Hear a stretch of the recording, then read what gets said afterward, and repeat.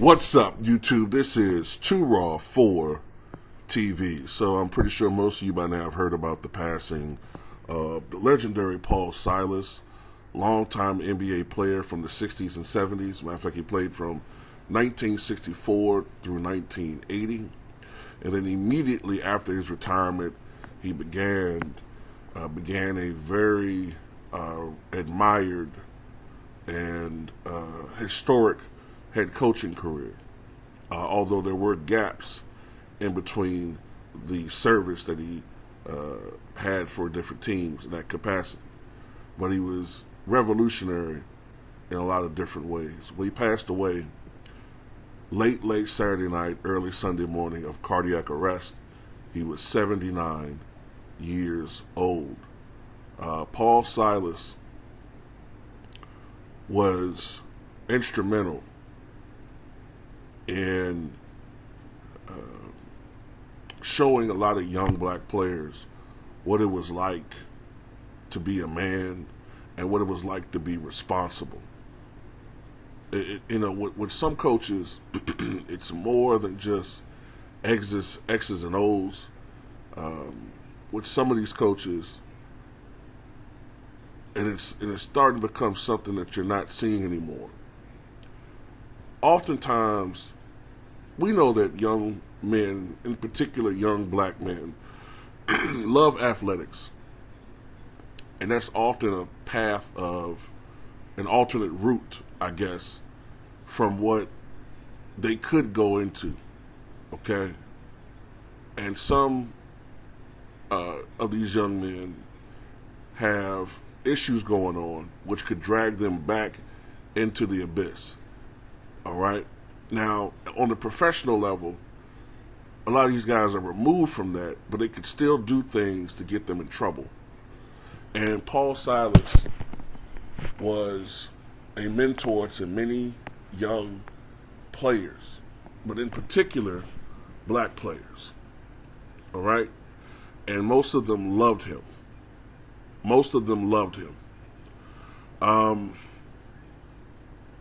But Paul Silas was a strong personality.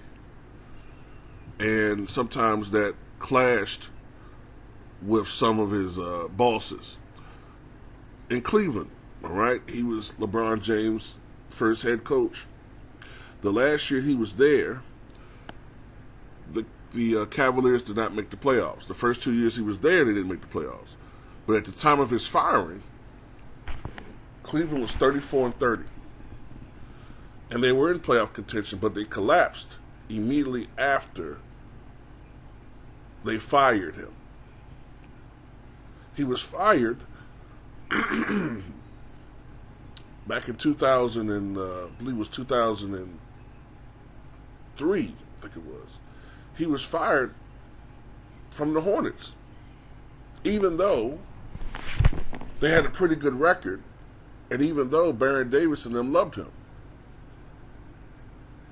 You know?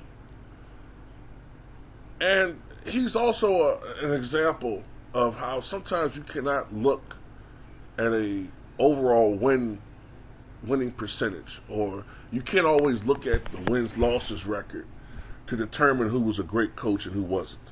Sometimes you get people who are put in positions where they have a lot of talent playing for them, a great organization already there.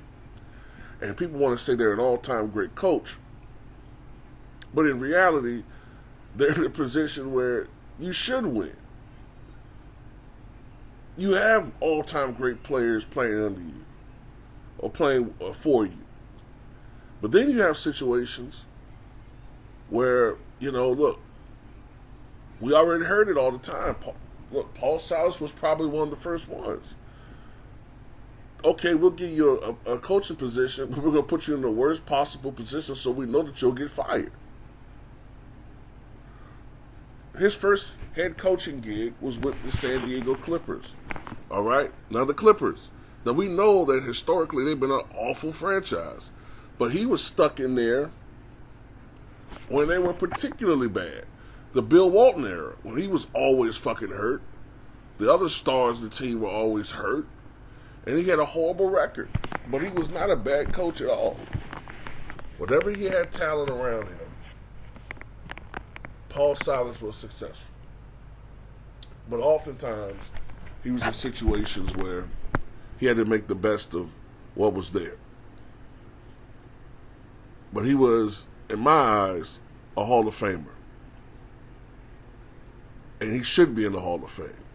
Especially considering the fact that when you have people like Draymond Green being mentioned, Paul Silas should most definitely be in the Hall of Fame if the likes of Draymond Green are going to the Hall of Fame.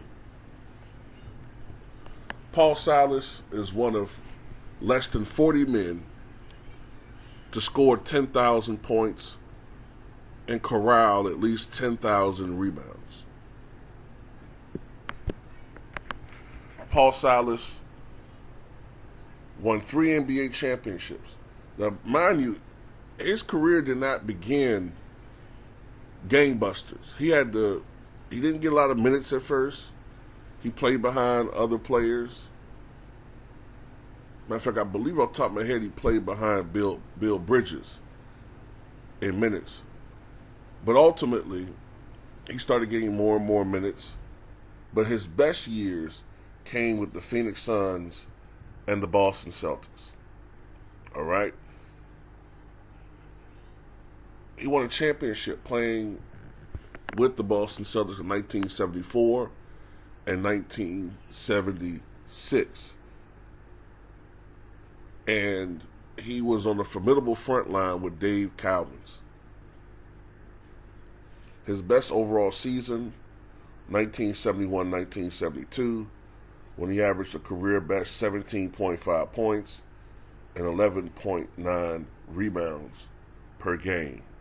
His highest rebound average came 72-73 when he averaged 13.3 points and 13 rebounds per contest.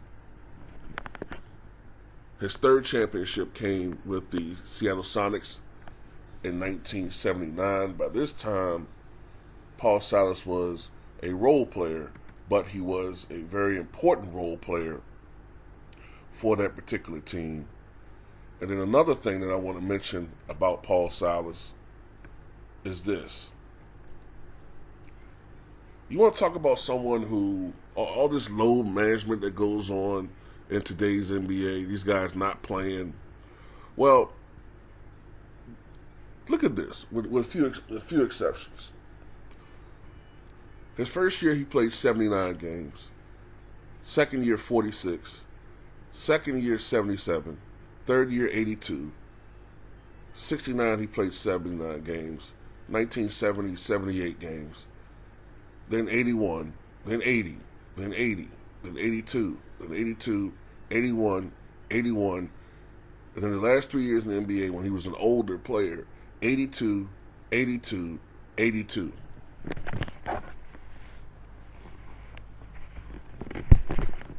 And this is when the NBA was a lot tougher. More back-to-backs, more condensed schedule.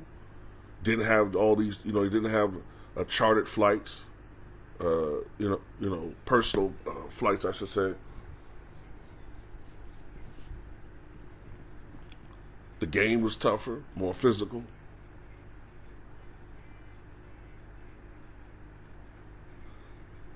But these guys didn't complain. They did what they had to do. Paul Silas was loved by his players, the players that he played with, and he was loved by the players that he coached. And it's the reason why Michael Jordan teared up when talking about Paul Silas just yesterday. But the guys in the Players' Choice will tell you that, there was no talent in the 1970s. Man, it was just no players back then. Bunch of clowns. But anyway, rest in peace to Paul Silas. Hell of a player. All defensive player. Couple of all-star teams. Unselfish. He was an unselfish player. And we lost another one. Tell me what you guys think.